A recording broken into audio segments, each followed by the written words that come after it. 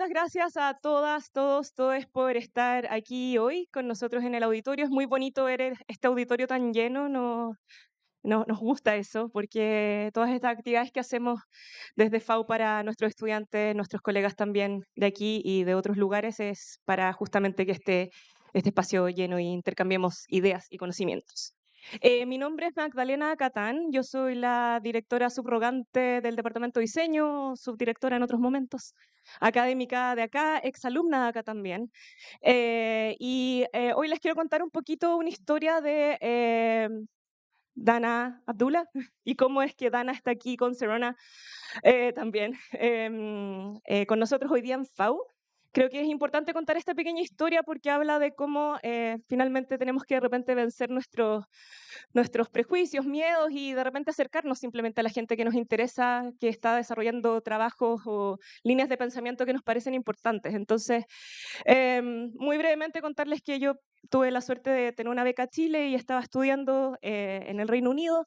Y una profesora de Brasil me empieza a hablar de la decolonización del diseño, de todas estas teorías críticas, y yo, ¿de qué se trata esto? Al inicio de mis estudios, y me empieza a sugerir literatura, sitios web, y de repente me topo con cosas como The Patriarchist Design, Decolonizing Design, con literatura muy interesante que me abrió los ojos y me hizo mirar mi disciplina de una manera muy distinta y mirar mi investigación que tiene que ver sobre las artesanías y el diseño de una manera muy distinta.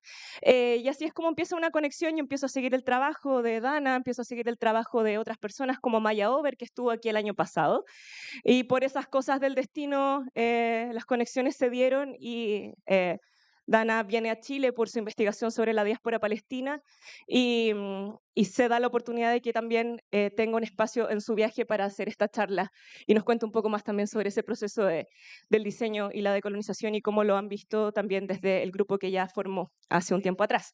Así que quería contarles brevemente esa historia porque me parece importante también, sobre todo para los estudiantes, de repente cruzar esas barreras, acercarse. Hoy hay maneras de estar cerca de las personas que están al otro lado del mundo que no son barreras tan reales, así que es una invitación también a atreverse, ¿ya? A la audacia ahí. Voy a presentar formalmente a Danah ahora, para que sepan bien con quién estamos aquí. Ok, entonces, bueno, Danah es diseñadora, educadora e investigadora interesada en nuevas narrativas y prácticas en el diseño que amplían los límites disciplinarios y las definiciones de la disciplina. Es directora del programa de diseño gráfico en Camberwell, Chelsea, Wimbledon College of Arts. Antes de este puesto fue profesora titular de diseño y comunicación en la Universidad de Brunel en Londres y profesora en la Escuela de Diseño del London College of Communication. Danah es miembro fundador del grupo de investigación Decolonizing Design, directora creativa y editora de Kalimat Magazine, una publicación sin fines de lucro sobre el pensamiento y la cultura árabe.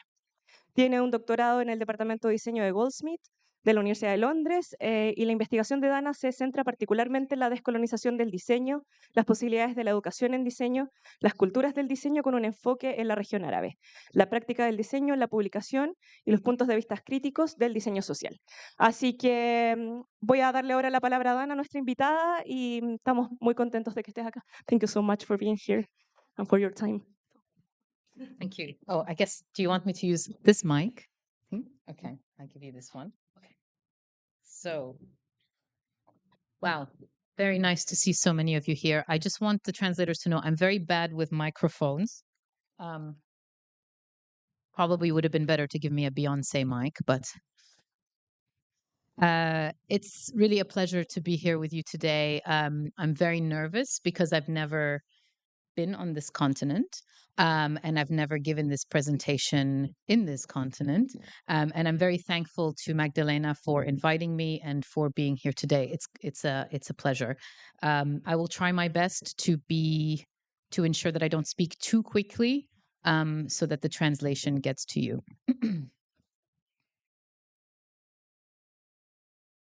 So, let me do this. Okay. So, as I was introduced, my name is Danah Abdulla. I'm a designer, educator, and researcher. And I like to start with this slide because it is basically, it's not 10 years of hairstyles. It's about just thinking about identity and that idea of when people ask you, where are you from? Which can be considered a very hostile question. It really depends. Some people are asking you out of sheer curiosity, but in sort of the world we live in now, it can be a hostile question. And so I've developed what I think is a clever way to respond to it. On Mondays, I'm Mediterranean. On Tuesdays, I'm Arab. On Wednesdays, I'm Levantine. On Thursdays, I'm Palestinian. On Fridays, I'm Canadian. And on the weekend, I take a break from the identity gods. So the title of my presentation is Changing the Terms of the Conversation, Imagining Otherwise. So this concept of otherwise is a space where different narratives are brought into contact with each other, allowing the marginalized to reveal their own interpretation and open spaces for accommodation, contradiction, and resistance. I do not offer a solution. There are more questions than answers. At the end of this presentation, we are hoping that you will develop a set of questions. So, to speak of decolonizing design, we must understand decoloniality. But there are different definitions of what decoloniality means. These are outlined in the round table that is featured in the bottom of the slide. And I'm happy to provide these to you if you would like to share them with the students. This reading gives you a good overview of how each of us in decolonizing design defines the term. Another important element is what we call decolonizing and coloniality. This identifies it as an ongoing process. So, decoloniality is based on context. What is defined as decolonizing in a place like the Arab region is different than speaking of decolonizing the institution here in Chile or decolonization in South Asia, for example. Sorry, can you take this one because it's okay, distracting. So, decolonial theory emerged from the work of Aníbal Quijano, Maria Lugones, who developed the concept of coloniality of gender, Walter Mignolo, Gloria Anzaldúa, who discusses the borderlands, about the hybrid spaces she inhabits as being neither fully Mexican nor fully American, just to name a few. The ideas emerged in Latin America in the 1920s, and by dependency theory and philosophy of liberation that spread all over Latin America in the 1970s. Decoloniality has its historical grounding in the Bandung Conference of 1955, in which 29 countries from Asia and Africa gathered. The main goal of the conference was to find a common ground and vision for the future that was neither capitalism nor communism. That way was decolonization. It was not a third way, a la Anthony Giddens, but a delinking from the two major Western macro narratives, socialism and capitalism. And the Conference of the Non-Aligned Countries followed suit in 1961. And on that occasion, several Latin American countries joined forces with Asian and African countries. So the legacy of the conference is that participants chose to delink. This means not accepting the options available to them. So they said neither capitalism nor communism, but the option was decolonization. The conference showed that another way is possible. However, it remained within the domain of political and economic delinking.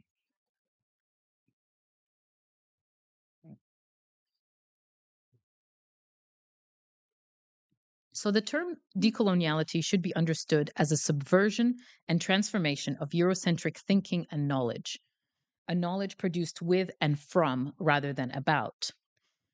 Decoloniality shatters the familiar. It makes people question and calls for creating something new rather than an additive inclusion into a certain field. However, decolonial theory does not aim to be another hegemonic project. Therefore, it is meant to be an option amongst a plurality of options. Frantz Fanon is clear that decolonization sets out to change the order of the world. This is not a managed transition, but a program of complete disorder. This means transformative social and cultural arrangements through systemic reconfigurations, not reform projects. And I see decoloniality here as coupled with intersectionality, where race, class, gender, sexuality, ethnicity, nation, ability, and age operate as reciprocally constructing phenomena that in turn shape complex social inequalities. As Black feminist scholar Patricia Collins says, intersectionality's purpose is to analyze social inequality, power, and politics, because not only understanding but challenging social inequality have also been central to the mission of intersectionality. The interrelationships among social inequality, power, and politics have assumed distinctive forms within this knowledge project. Decolonial feminism is the name for overcoming the project of civilizational feminism. I've said it wrong. That's okay. It embraces a project of global transformation beyond the limits of capitalism, liberalism, and the state. As a politics, decolonial feminism demands the abolition of these institutions in order to bring about a world of true liberation. This definition of decolonial feminism, put forward by Françoise Verger, is one where feminism requires a fundamental shift in how we understand the logics of exploitation and oppression and the institutions that reproduce them. It is not enough to take pre-existing theories of capitalism, liberalism, and the state and to simply add colonized women and stir. Rather, we need to fundamentally rethink the meaning, histories, and logics of these terms. Therefore, it is important to acknowledge, to quote my decolonizing design colleague Luisa Prado, it is not enough to shift our focus from a Northern and Western-centric perspective to one that is Southern-centric. We must also address the masculinitist structures of power that govern knowledge production in design.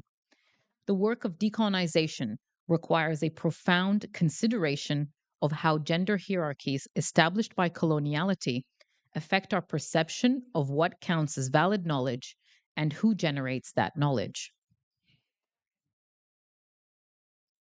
To think decolonially and to be an ally in decoloniality is to acknowledge and understand that Israel is a settler colonial state through its ongoing land theft and repression of the Palestinian people.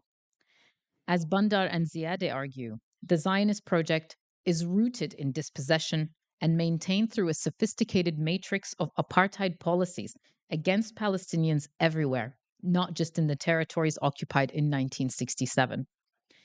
This is an important statement, as often what happens with discussions on decoloniality is what Nada Elia calls progressive, except for Palestine.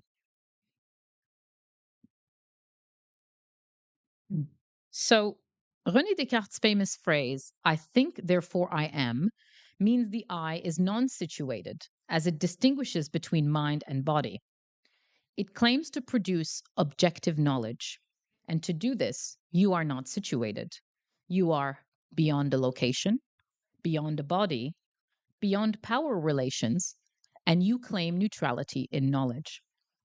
In his view, reality is composed of discrete thinking things and extended things. Humans, but not all of them, were thinking things, and nature was full of extended things. The ruling classes saw women, people of color, indigenous people, as extended things and not thinking beings. This begins the invention of nature and society. And nature is something to be controlled. And this outlook shaped modern logics of power and thought. But this is a mythological narrative of Western sciences that pretends to be beyond any particularity. To claim that research is neutral or objective is to claim that knowledge is unconditioned by its body or space location. Knowledge becomes hidden because you're not supposed to come to a space from a point of origin with a history, thinking as a gay person, as a woman, as a Black person. You are not supposed to situate yourself because if you do, you are biased. Therefore, as Ramon Grosfoguel argues, unlike other traditions of knowledge, the Western is a point of view that does not assume itself as a point of view. In this way, it hides its epistemic location, paving the ground for its claims about universality, neutrality, and objectivity. This is what Donna Haraway calls the God trick, that is, the conquering gaze from nowhere, the universal and the neutral gaze. An example of this is discussed by Fatima Al-Tayyib, where she argues that modern European thought has given birth to race is an intolerable violation of what is dear to Europeans, the idea of a colorblind continent, devoured of the devastating ideology that it has exported throughout the world. The feeling of being innocent is at the heart of this inability to see themselves as white, and thus protects them from any responsibility in the current world order. And many scholars have articulated the strength of positionality in knowledge production, and it is crucial to recognize the conditions of our situatedness. So for decolonial theorists, using the term decolonial emphasizes that we are not past post-colonial, and that only the active agency of the colonized will complete the process of eradicating the most harmful legacies of the colonial and neo-colonial eras.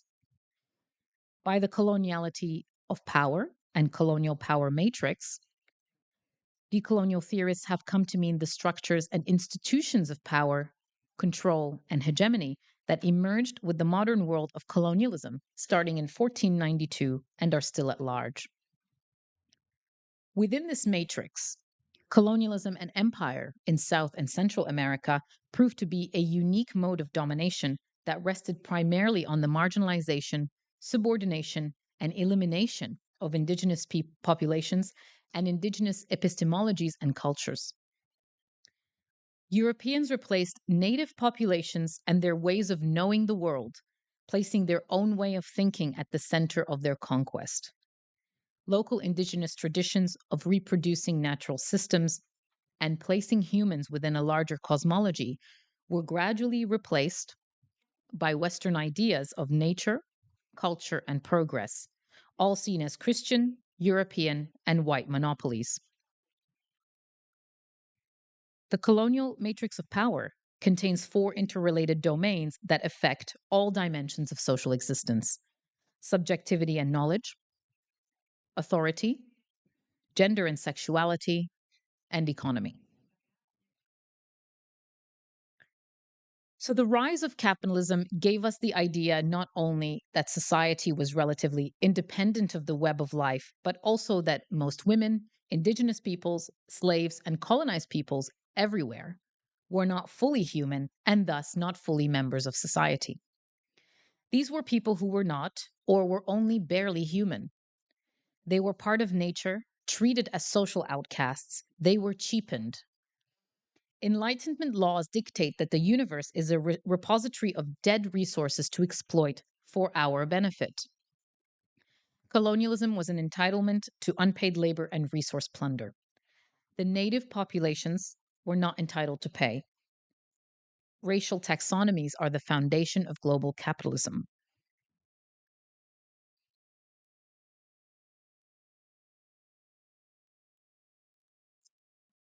Edward Said's Orientalism opened up the question of the production of knowledge by interrogating the Orient-Occident divide. Said unsettled the terrain of any argument concerned with the universal by demonstrating how the idea of the universal was based both on an analytic division of the world and an omission of that division. This double displacement removed the other from the production of an effective history of modernity. History became the product of the West in its actions upon others. At the same time, it displaced those actions in the idea that modernity grew and originated in the West and therefore removed the very question of the other in history.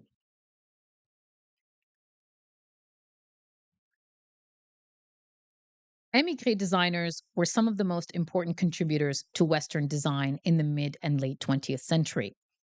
And so thinking of history and who contributes to history, émigré designers were also, across history, important contributors to many other technological developments. We can also think of architectural ideas and details as émigrés, where knowledge migrates between contexts in many directions, and that shapes architecture in cities. For example, Buenos Aires has many buildings that are an interpretation of Paris filtered through New York.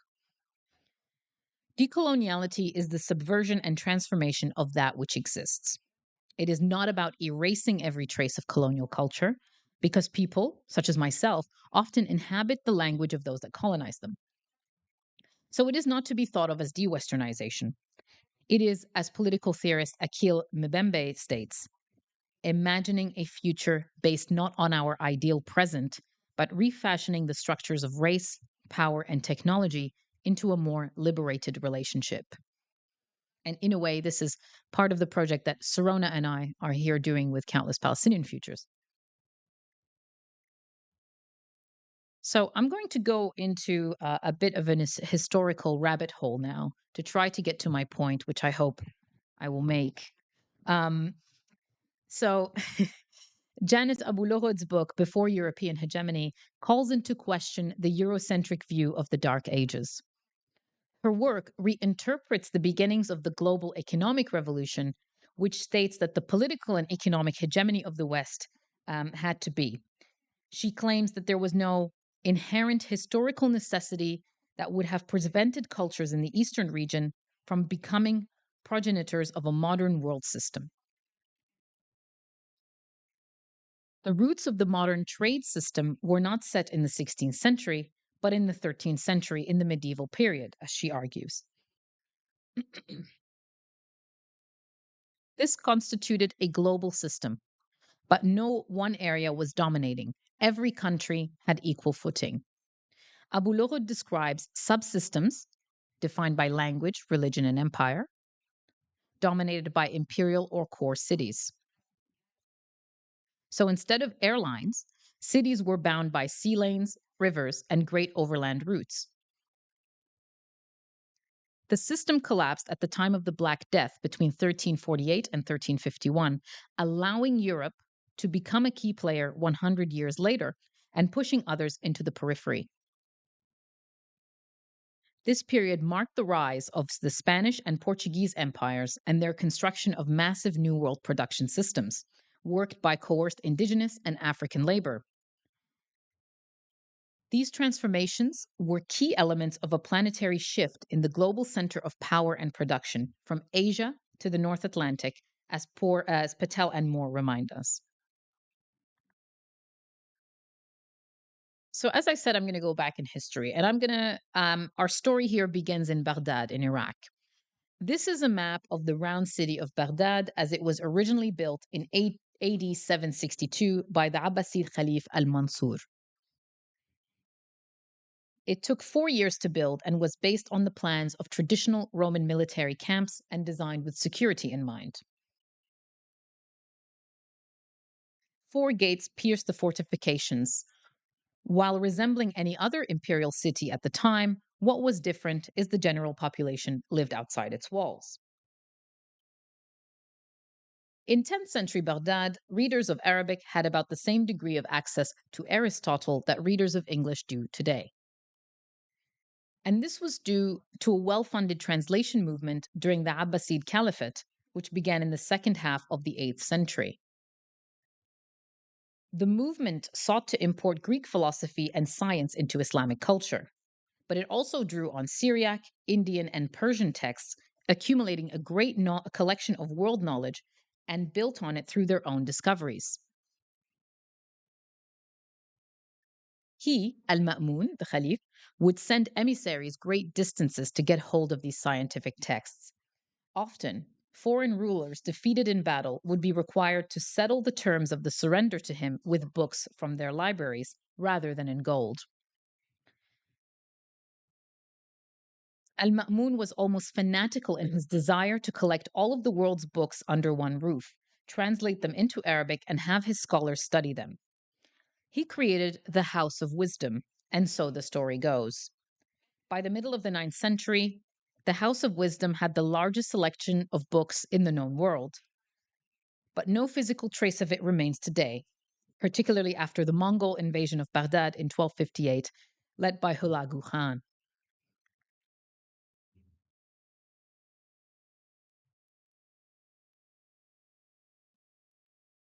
So, from late antiquity to the rise of Islam, Greek had survived as a language of intellectual activity among Christians, especially in Syria. Sometimes a Greek work might even be translated first into Syriac and only then into Arabic. Greek is not a Semitic language, so they were moving from one language group to another, more like translating Finnish into English than Latin into English. And there was, at first, no established terminology for expressing philosophical ideas in Arabic. But these were not merely just translations. Translators, who needed a deep knowledge of the subject to engage with it, provided a commentary on the margins and expanded on the work to develop further work. The Crusades were a space of intense exchanges between Europe and the Levant. And during the 11th and 12th centuries, many Christian scholars traveled to Muslim lands to learn sciences. From the 11th to the 14th centuries, numerous European students attended Muslim centers of higher learning, i.e., universities, to study medicine, philosophy, mathematics, cosmography, and other subjects. So we see the opposite of the brain drain that happens today, where students from here travel to Europe in order to get degrees and return or maybe stay around. So if we return to the Edward Said quote, the progress of technologies and making practices that always relied on immigration and movement. So if we think back to the Abbasid Empire, the translation movement in the 8th century, the development of this was helped with the rise of technologies associated with book production, such as the development of inks, dyes, glues, leather, and bookbinding techniques. But it was also due to prisoners. So the first paper mill in the Abbasid Empire was built in Samarkand in present-day Uzbekistan, on the Silk Route between China and the West. The Muslim army defeated the Chinese in 751 on the banks of the river Talus and expanded the Muslim empire further east. Some of the Chinese prisoners of war were knowledgeable in papermaking, which the Chinese invented in the 2nd century CE. And these prisoners were taken to Samarkand and built the paper mill. This is similar to how the glassblowers of Murano in Venice were due to the conquest of Constantinople in 1204 by the Fourth Crusade. This opened Venice to the practices of the glass producers, as many of the craftsmen were actually Byzantines displaced from Constantinople. So here we see how exile plays a role in the development of an important industry in the West.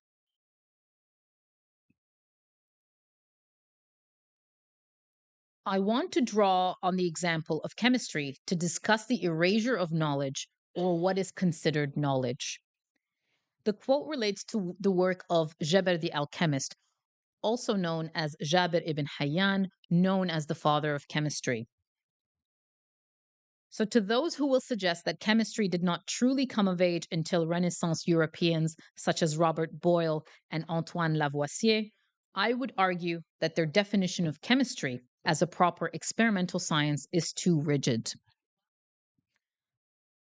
Of course, the Islamic chemists were way off the beam with many of their theories. But science does not begin with the latest, most accurate theories. For how then should we treat Newton's law of gravitation? We now know it to be based on the erroneous belief that the gravitational force acts instantaneously between bodies, however far apart they are. This magical action at a distance was replaced by the more accurate description of gravity as a curvature of space-time in Einstein's general theory of relativity. But no one claims that Newton's work on gravity is not science. Indeed, it is rightly considered as one of the very greatest scientific discoveries in history. So, Jabir, according to author Jim al-Khalili, combined in his work laboratory chemistry with mystical and bizarre notions and obscure writing that is often very difficult to follow. Probably the precursor to academic writing, we could say. So the term gibberish is in reference to some of his work. However, despite this, he did turn chemistry away from its origins in superstition and into an experimental science. Indeed, some European scholars, such as J.M. Stallman in 1922, debated his credibility, claiming that his chemistry was too advanced and could not possibly have been attributed to him. Debating the credibility is the differentiation between métier and techné. Métier is the practical skills, the savoir-faire, the common sense, experience, a knack. It is contextual and particular. Techné is settled knowledge, how knowledge is to be codified, expressed, and verified. No rules of techné or epitome can explain scientific invention and insight. Discovering a mathematical theorem requires genius and perhaps métier. The proof of the theorem, however, must follow the tenets of techné. So, returning to this question of thinking of history and who contributes to history, we can think of the countless contributions of the Islamic world to the European Enlightenment. So, for example, the book Anun, Principles of Medicine by Ibn Sina, or Avicenna in Latin, from 1025, was translated into Latin and other languages and was the main textbook for European medicine until at least the 18th century. Moreover, some consider pharmacy as an institution, as an Islamic invention, as the making of drugs from medical plants and the study of their effects on the human body was done extensively by Ibn al-Khatib, who lived in the 14th century. Of course, we can also say who contributes to history. Largely, history is the stories of men that are told, and the women remain invisible in this history. So it's important to acknowledge that as well. But Western culture is Eurocentric, an ideology that developed after 1492 that refers to European exceptionalism, which is centered on Western civilization. It constructed precedents that Europe was and is superior. Eurocentrism is a culturalist phenomenon that assumes the existence of irreducibly distinct cultural invariants that shape the historical paths of different peoples. Eurocentrism is therefore anti-universalist, since it is not interested in seeking possible general laws of human evolution. But it does present itself as universalist, for it claims that imitation of the Western model by all peoples is the only solution to the challenges of our time. And through the examples, we see a hierarchy of knowledge.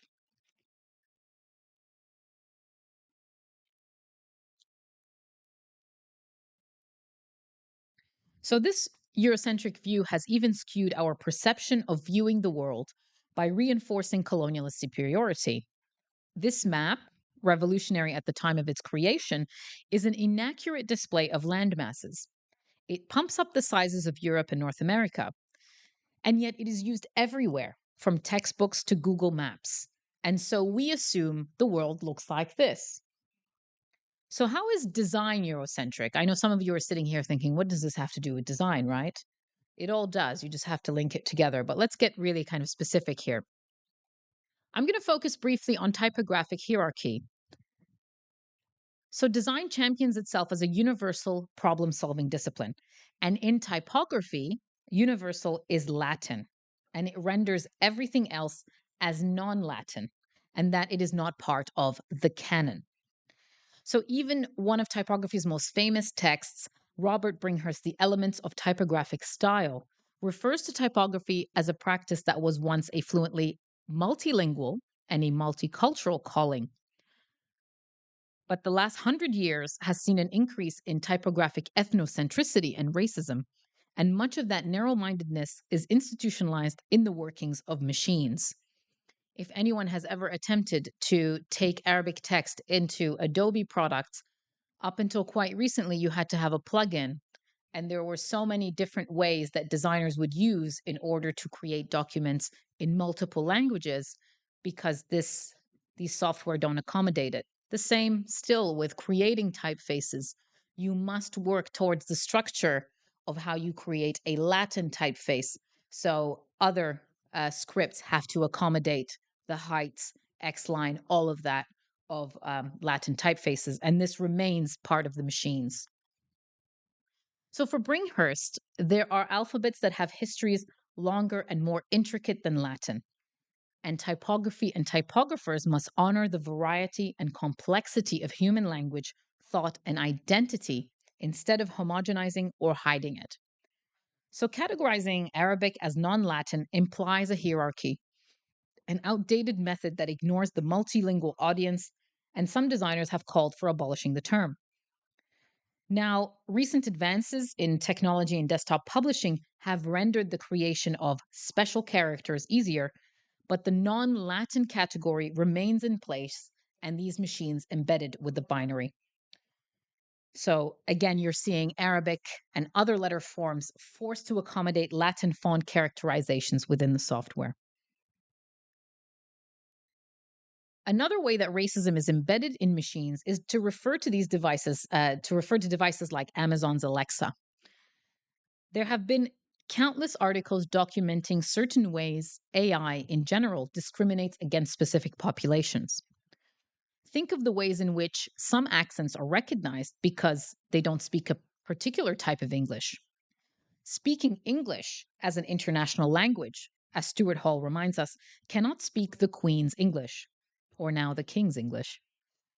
It speaks a variety of broken forms of English, for example, Anglo-Japanese, Anglo-French, Anglo-German, etc., or the ways in which the millimeter wave scanner can only recognize male or female bodies, but not transgendered bodies. These are biases embedded within the machines. Now, of course, Sarona and I are very familiar with the millimeter wave scanner because we are always selected for a random check. So the question is, who is modern and who is contemporary, and who dictates these? What was modernity for some was colonialism for others.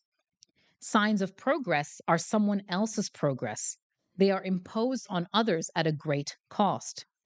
Think, for example, urbanization and transport, giving ways to cars, tower blocks better than compounds, concrete is superior to local materials, insurance is better than mutual aid, and fast food restaurants are an improvement on subsistence agriculture.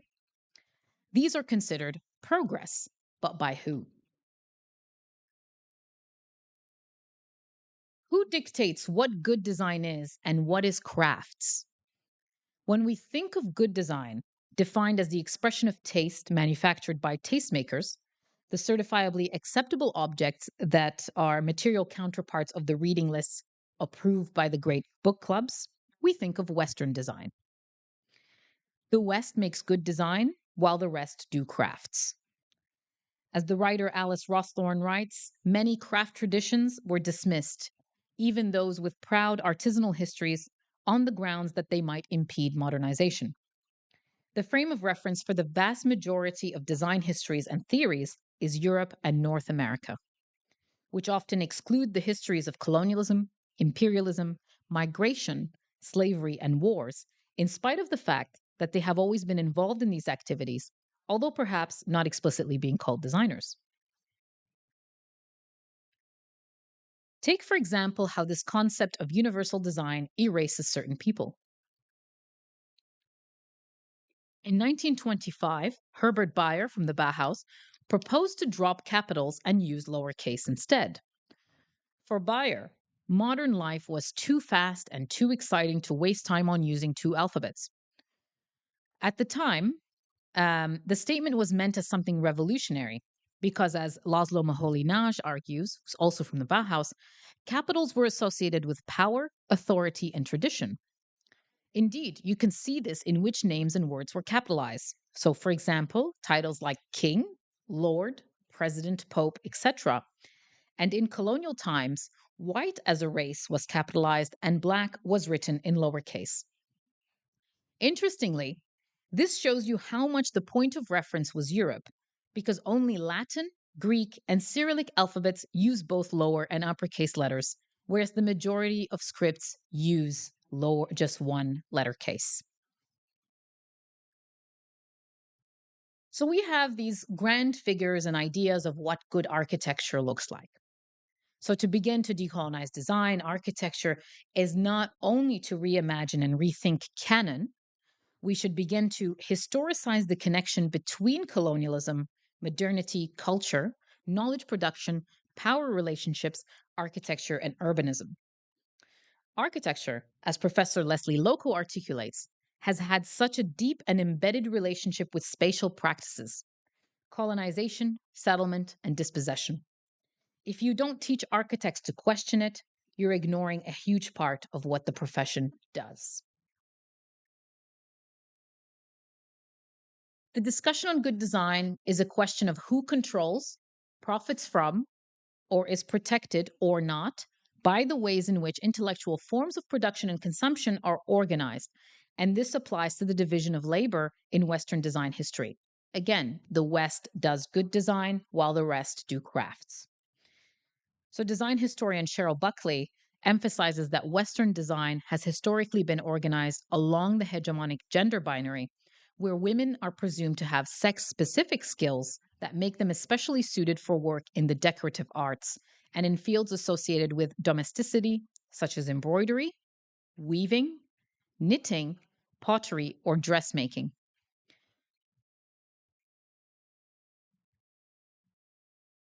On the other hand, fields like architecture or graphic design have historically been male-dominated. At the famed Bauhaus School, it was feared that the presence of women practitioners in these fields would weaken these disciplines. This division of labor trickles down to the production of knowledge in design too. Male theorists still enjoy disproportionate visibility, opportunities, and respect in design academia. And of course, we also know that the Bauhaus used to charge women more tuition fees than men. And famous designers like Annie Albers were forced to do textiles rather than architecture because it was seen as more female acceptable. But to speak of good design, as Norman Potter says, is to speak of and from the conditions of our own time and our response to these conditions. Design and art history are being written in the Western metropole, embellishing the canon per se, flattening developments from the global South into a single group to write a global history of design and art in English that masks a linguistic hierarchy. This is in reference to our interest in global design histories. But what does global actually mean if that global is English? There are countless examples of the way we think of who contributes to design or art history, of flattening the contributions from the global South.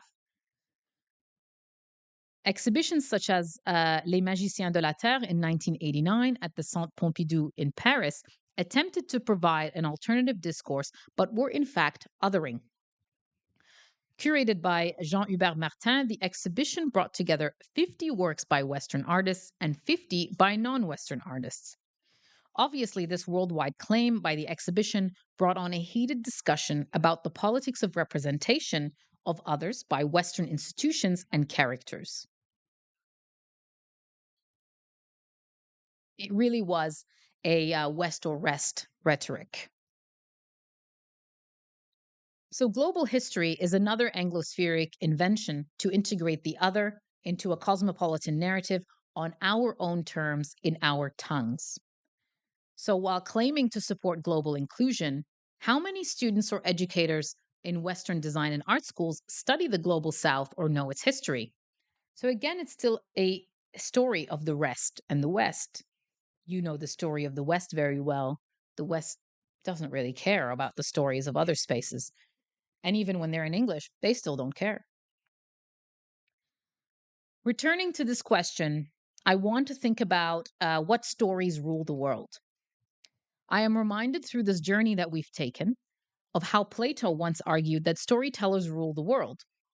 In his work, The Republic, Plato recognized that stories form character, culture, and behavior. Our first business is to supervise the production of stories and choose only those we think suitable and reject the rest. He said, "We shall persuade mothers and nurses to tell our chosen stories to their children and by means of them to mold their minds and characters rather than their bodies. The greater part of the stories current today we shall have to reject. And here's where I want to tie it to my own practice as a designer.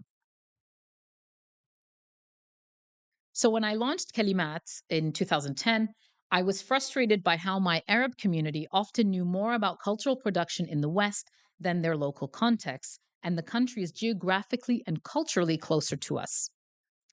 So while globalization has activated and pluralized cultural circulation, making it much more international, it has done so to a great extent by following the channels designed by the globalized economy, reproducing its power structures. I sought a way to create something different, to think otherwise, to go back to the title of this presentation. So I launched Kalimat in November 2010, a month before the protest in Tunisia happened. And I wanted to create a space where people could share their work openly. Openness was important as the Arab world has a thriving print culture, yet not a single Arab country enjoys a free press. Most presses are owned and operated by the state and closely monitored. And at the same time, I wanted something to engage people like me, the Arab diaspora, who were eager to find outlets that helped them discover aspects of their own identity.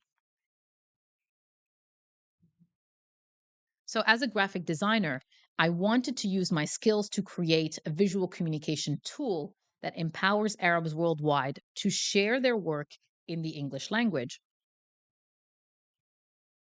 Now, I chose English as it is what I am most comfortable with and thinking it could be global. But I was tired of seeing content written by others about Arab people and decided to open it to those who identified as Arabs to share their work and ideas with the world. But it also made me question what I was doing and why I was writing in English. I realized I represented this émigré designer, this person who can speak the language of the West and brings those forward and is listened to because I look a certain way and I speak a certain way, and that way is digestible. It was also in the work that I'm doing with poet, artist, and outreach worker Sarona Abouaker, who's sitting right here in the front. And this is the project called Countless Palestinian Futures, which is why we're actually here in Chile. We decided to focus a project on sparking the imagination because conversations around Palestine are often framed in either historical terms or the present. But what and where are the tools that help us think through what a return to Palestine could be? So, Countless Palestinian Futures is a game that aims to be engaging and stimulate the imagination by helping people develop tangible outcomes and ideas around Palestinian futures. Questions are framed around near, medium, and long-term futures that spark conversations and challenges players to consider Palestinian futures. So this idea, again, of imagining otherwise. In my academic work, a way of using publishing as a platform to hire marginalized voices has been through decolonizing design. For our collective, many of us missing here, but this is one of the only decent pictures.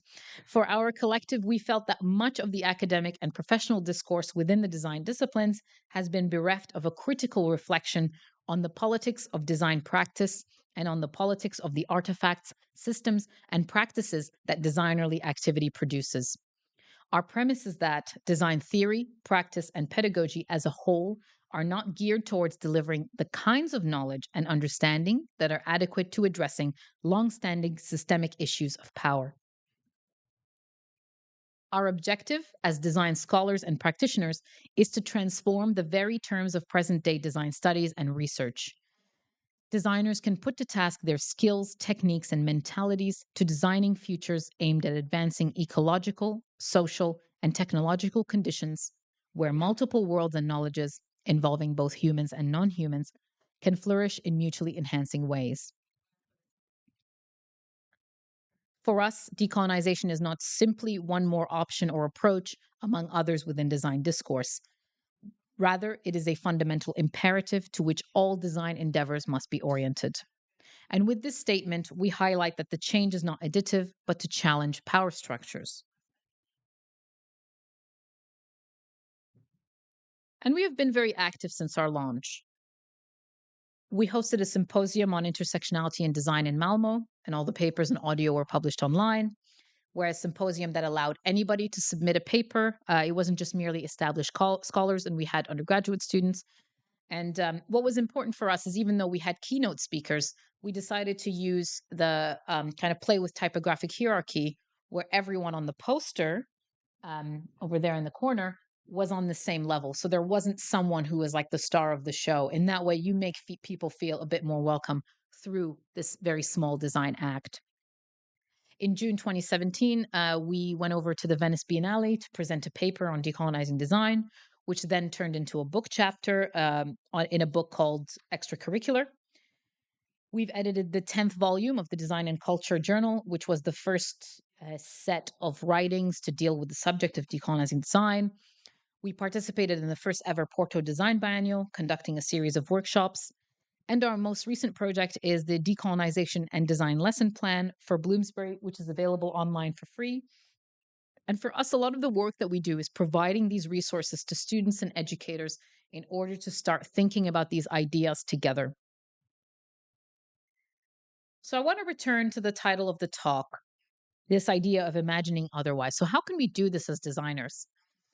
So to think decolonially and to think of design decolonially is to understand that design is a contextually based practice that is constantly evolving.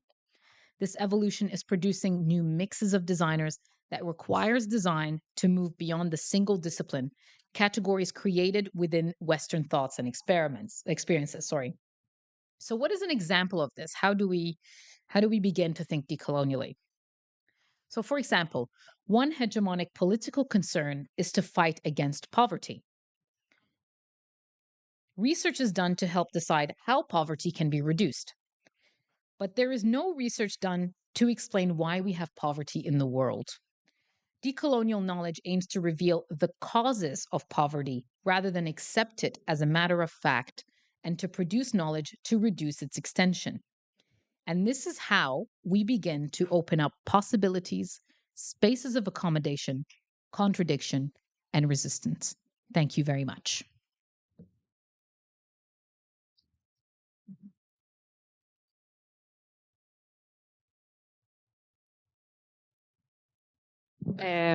Bueno, muchas gracias, Danah, por... perdón.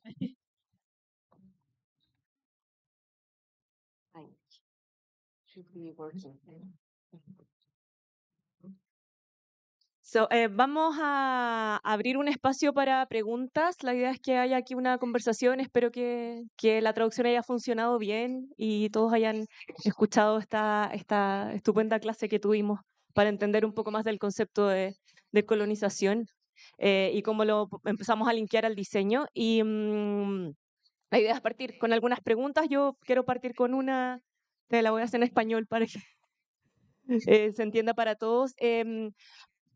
Centrándome principalmente en la última parte de tu clase, de tu charla, saber un poco, claro, das algunas luces de cómo podemos avanzar hacia la decolonización de nuestra práctica en el diseño.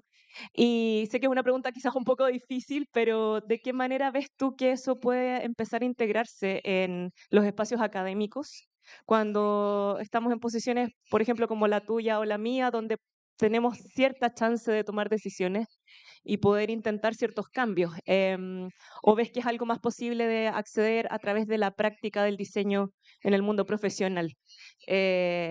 ¿Cómo ves un poco ese escenario para poder ir avanzando hacia lo decolonial, desde la educación o desde la práctica profesional? Do you think you can repeat the bit in English? Yeah. Oh, yeah, no, I know you were translating into English. Sorry. It was because I can hear her and you at the same time, so I lost some of the question.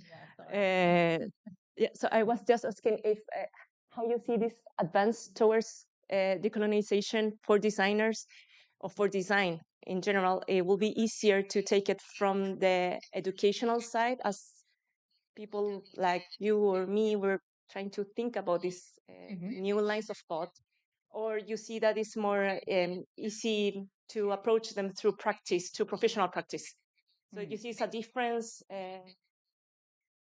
mainly that, how you see that the scenario, like how we can make the transformations happen more concretely in the educational side or in the professional side? Well, I think maybe for me it's more applicable in the academic side, only because in academia you are able to fail and learn from those failures and have that space to explore and experiment, which in professional practice is less so. Not that I'm saying that you can't do that in professional practice, but unfortunately, design as it is now works very much with speed, right? And so in academia, you're able to slow down a little bit. And in that way, the student, so are we the future? No, the students here are the future. They're the ones who are going to go out and practice design and attempt to practice it differently through what they're learning with us, but also what they're learning beyond, because you're not going to learn everything in education. That's not what it's for, right? It kind of teaches you how to think a bit differently, and then you do that as you will when you go out into the world. So I think, of course, I think it's applicable in practice, and it's important in practice because students generally are very influenced by what happens in practice. And that is also what is kind of the main discourse in design. I think design academia is still kind of not in its infancy. I think it's just less influential than what happens out there, right? Everyone thinks about this applicability in the real world. But yeah, if we don't give them the space here, how are they able to bring those ideas forward and change the way design is practiced?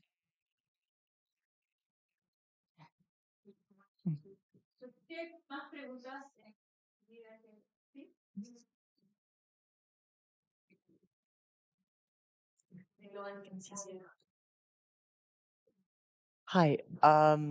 So I really wanted to ask you about countless Palestinian futures and the relationship with epistemic positionality and what you mentioned in your presentation.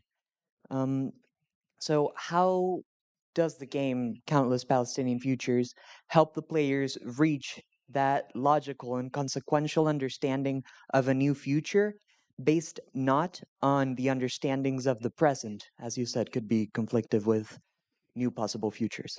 It's a very good question, and one I don't really have an answer to. I think only because we're also exploring that together. I think I have Serona here who could probably add to it as well. It I think what we've noticed with this is this idea of the present is so strongly kind of or the world that we see, that the kind of reaching beyond that is so strong and present that people find it almost impossible to imagine differently, you know? So I think it becomes this small exercise in, you realize that these things aren't overnight. I think CPF, just to kind of shorten it, is a way to just start to get people to think of this way and maybe spark something in them. And that sort of becomes a muscle that you begin to practice. It's kind of like when you first come into design, right? You look at your portfolio from your first year and you look at your portfolio in your final year, you see this huge evolution in your thinking and the way that you've made work. And I think we see CPF in that way as well, is this idea of, okay, how do I start to spark, like, okay, how do I approach this question in a different way that it goes beyond what I'm accustomed to? And again, it's not going to happen overnight, but I think the goal is when you leave the play, you think about it when you go home. And then you kind of, maybe if you want to try again, or you maybe start to think about approaching the work that you do in a different way, so that it just sparks something in your mind. So it's kind of like a pedagogical tool in a way. I don't know if that answers your question, but Absolutely. Thank you.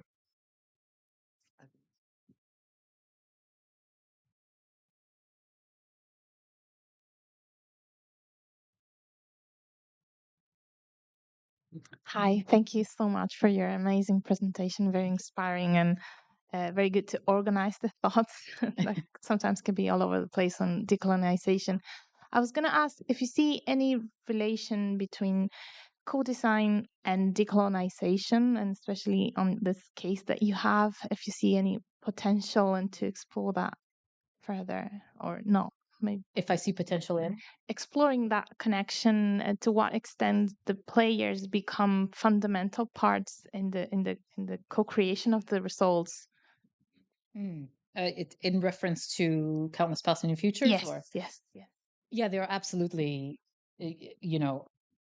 absolutely part of the process. I think what we try to be very clear with Countless Palestinian Futures is that there isn't really an answer. So you're sort of beginning to think of new worlds collectively, but because of the way we've played it so far is that you're looking at 25 minutes, 25 minutes, 25 minutes, and it just to sort of get people going. But the exciting thing is that I guess like co-design, although I think co-design still has those power dynamics, and we still also have those power dynamics in a way, because we are facilitating, we're seen as enforcing that bit of power. But of course, we've also tried to design the game where people can play it on their own and figure out how they want to kind of co-design these questions together. They're in a space with people they've probably never met before, and people who share very different worldviews from their own. Possibly sometimes they share similar ones, but we've been in situations where there are people with fundamentally different views sitting there together, and our role is to ensure actually that everyone feels like that space allows them to speak in a way where there's this kind of respect, and we're co-creating that space, they're co-creating that space, and so the person speaks, the person next to them writes down, another person starts looking at what that person is writing and saying and builds on those ideas. So in a way, I see that as like a design project, because I think we're taught, from what I was talking about design history, design is the work of one person. But actually, anyone here who's a designer knows that it's never the work of one person. You're always working and reliant on other people, and people build on the ideas that you do. And so this is kind of that springboard where people just build on ideas and build on ideas and build on ideas. I mean, that's, I think, what's the most exciting part of it. Yeah, absolutely. I think that's, this idea of co-design, but now trying to kind of remove the reliance on us as facilitators once we sort of get the hang of what that iteration looks like. I think it's been quite exciting because it really is beyond Sirona and I.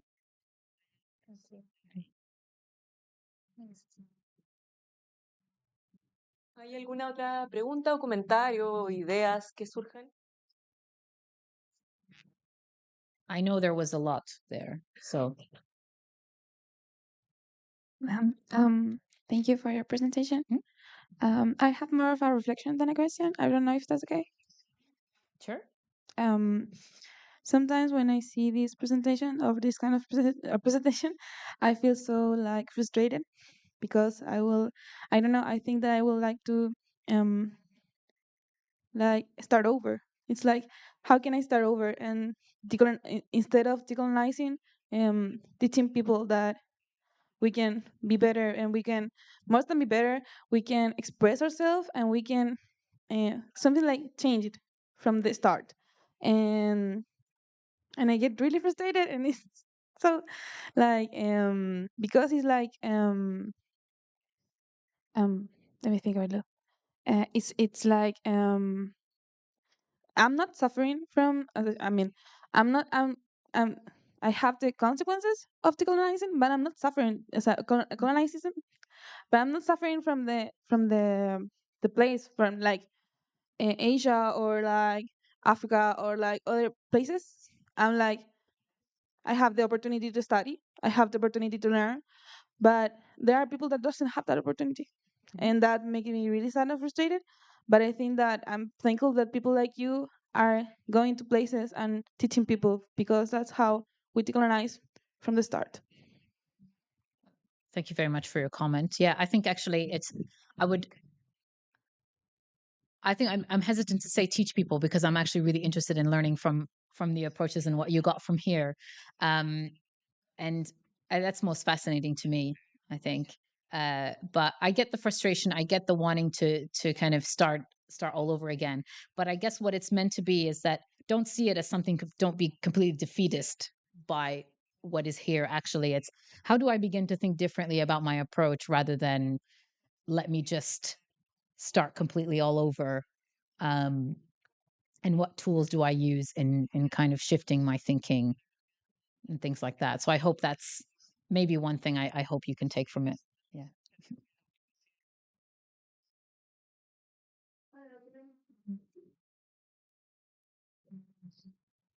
Something that is actually hi. First of all, sorry. Everyone's asking in English. That's yeah. great. Uh, That's what we I was first of all, thanks so much for this presentation. I really appreciate it. But maybe thanks to my pessimism and how the country is right now with this far right, uh, like the power that the far right have right now. Maybe it's make me question if it's even possible to fully decolonize the design and the country in general and all these uh, se me fue like all this if it's even possible to fully decolonize um it's- Mhm. and maybe ask maybe it's a question or maybe something like to think about um that this is going to be like difficult that it's especially right now and it's going to be like slow Mhm. and it made me kind of sad to think about it like not seeing the results and maybe we we won't be able to see the finish line how this is going to actually affect the future. Yeah. No, I think this it's really important to know that the revolution is not overnight. It's not something that just happens and then we just expect change. And I think because we live in a society of instant gratification, we feel like whatever we do now must have a result immediately, right? It's like the internet connection, you know, how I remember when it was dial up and it was really slow and you used to wait there downloading that song. But now I get frustrated if it's 2 seconds. And this is kind of the way we approach everything. But actually, we shouldn't be approaching things like that because it's going to be pretty ugly for a while. I don't think this is going to happen in my lifetime, you know. Uh, Personally, I think it's such a slow, long process because you have a lot of 2 steps forward, 2 steps back. But what we can begin to do is how do we then, kind of to go back to Magdalena's earlier question, is how do we begin to kind of plant that seed of thinking differently and thinking about the world in a different way uh, in order to sort of do these like minor gestures to change it, right? So absolutely, I don't think that, yeah, I don't think it's going to be my lifetime. But I know that from launching Decolonizing Design in 2016 to now, when we first started, there was a lot of hate mail towards what we were doing, thinking, what are you doing? Why are you saying this? And now a lot of people are of course, a lot of people are still hostile, but a lot of people are interested, and I think it's reached a lot further than we expected it to be and kind of moved beyond us. Now, there's a lot of bad stuff about it as well. Like, I think that it's a bit like tick boxy and whatnot. And that's the danger. But I never imagined that, at least within 7 years, it would be as quite embedded within not just academia, but also within practice as it is now. So there is movement. Actually, I have a question about the last thing you said now. Yeah. How do you think you can I mean, not you, like scholars, people who are thinking differently, to manage to not become like, once again, like social design become like mainstream toolboxes, post-its. Yeah. You know, but I think it's a danger there also, of course. And do you see that could happen, or is a certain mechanism that we can avoid to not become just one like another social, like a people connected design theory that actually then it doesn't make transformations. So what do you think about that? We already are doing that. I think, speaking from my own context in the UK, we already reached, I think people, unfortunately, some of my colleagues think that they become anti-racist after they tick every box, because that's just because these things are easy. They're easy to follow. They don't make me uncomfortable. And yeah, that's the danger. Unfortunately, yes, it's become that way in many ways, but there's still, I don't want to say on the margins, but there's still a lot of us who are like, no, kind of approaching it in that different way. I don't know, really. I think there's only the work I can continue to do, and some great people out there that continue to do that, to get it out of the margins and maybe in roles that are influential to try and reach. I mean, I think if I draw on the example of the work I tried to do recently in as a head of department, where I have the ability to shape the BAs, but the resistance that I received was bigger than me, from people who said they wanted these ideas, but actually when these ideas came to be presented in front of them, they were very reluctant because it shakes things up too much and it's not familiar. So will we ever get out of that? Again, it's that kind of slow process. But I also think that design is very much a discipline that is, even though not everything is about design is about everything, and that multiple disciplines play into design, still very outcome based and don't do enough reading. We're always obsessed with making. And that doesn't mean that reading and writing is not making, that you can't make something. So it's sort of maybe these small shifts that we need to do before, in order not to get to where the social design aspect is. But yeah, I don't really have an answer. I think it's something I'm trying to explore myself. So yeah.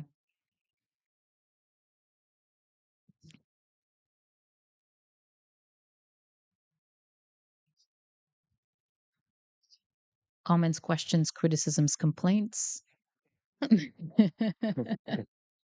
Thank you for your presentation. I can deny that it's an interesting aspect of conception of design. I have a question related with the way that you provide an advice for our students. For example, as a teachers, as a professor, we're witnesses of the influence of Eastern culture, anime, manga, K-pop, even as a way that our students express the design proposed. How do you structure and advise for our students, considering this influence, Asian influence or Eastern influence in Western culture or influence story of Chilean way? Oh, how to make it more relevant to the context. Is that, sorry, I'm trying to Well, we watch a lot of influence of Eastern, and I don't know if it's an inverse process that you describe as Palestine, for example, and the influence of Western history, a way of Western history. In that case, in our case, we have a lot of influence of our Asian culture, in as a reference in design. Yeah. So, what is the advice? Be open to a new reference.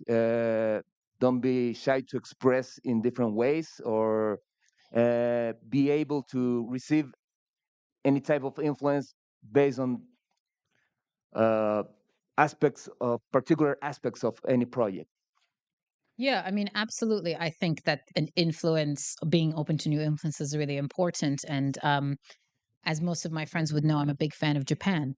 I think the Japanese have mastered the art of how to actually design for people.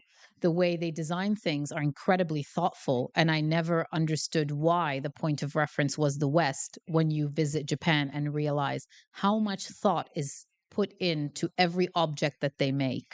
graphic design aside, but I think most of the objects and the sort of the user experience and the senses is absolutely mind-blowing. And I think of it as like, why isn't this more prevalent in the work that are, or what students are influenced by?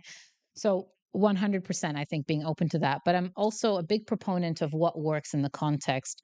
Obviously, we're in South America. There are particularities to the culture here. The same with the Arab world. The idea of family and hospitality is so important. How is that reflected or used as a conceptual tool in our designs? How do we teach our students to use these as conceptual tools, to use them to inform their designs? I think there's a lot of potential here. I think there's so many communities that can be learned from. And it's not saying that you can't learn from that, you know, we should just abolish all knowledge from the West. No, there's good things about it, but I think that it's such a point of reference that we're actually losing out on so many different places and our own context. I'm very interested about how kind of these ideas travel and what we make of them. But yeah, I don't think it's I think rather go to the East than the West, because there's a lot to be learned in terms of how to consider your user in a way that, I mean, personally as a designer, I thought this is quite brilliant, and I really recommend all students to have a look at some of their designs and like it just thinking about how people use objects, and studying how people use objects to add these little bits of details. They've really mastered that, which I do not think most products from Italy or the UK or France do.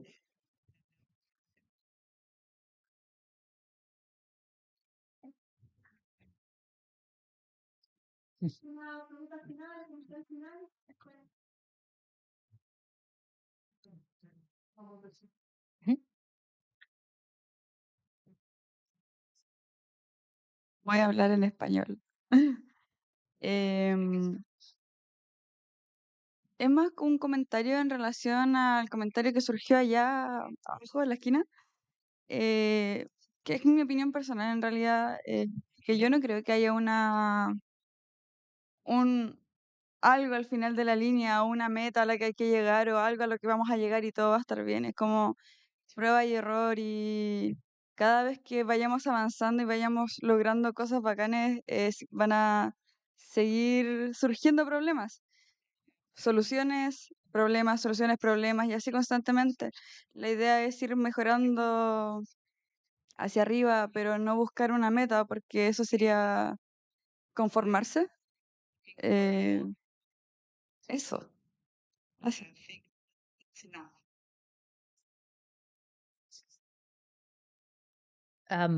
I think the only thing I can say to that is that my goal in life is just to leave this world a better place than I was brought into it. So maybe we can all think of it that way and try our best, I guess, in terms of, I know that there's not going to solve every problem, but yeah, how can we make it a bit more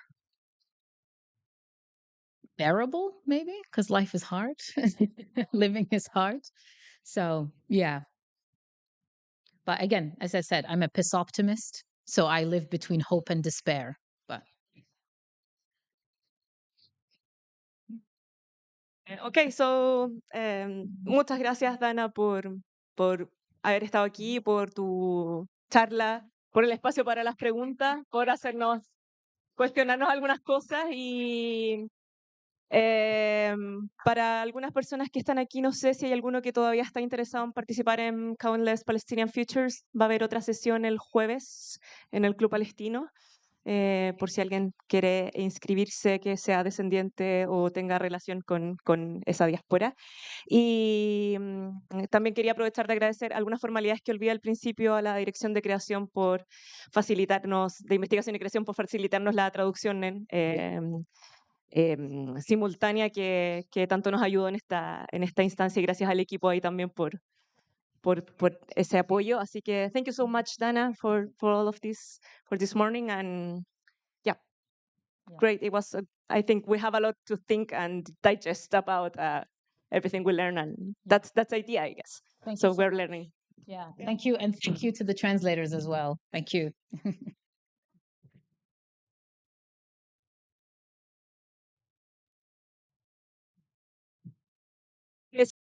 chicos, los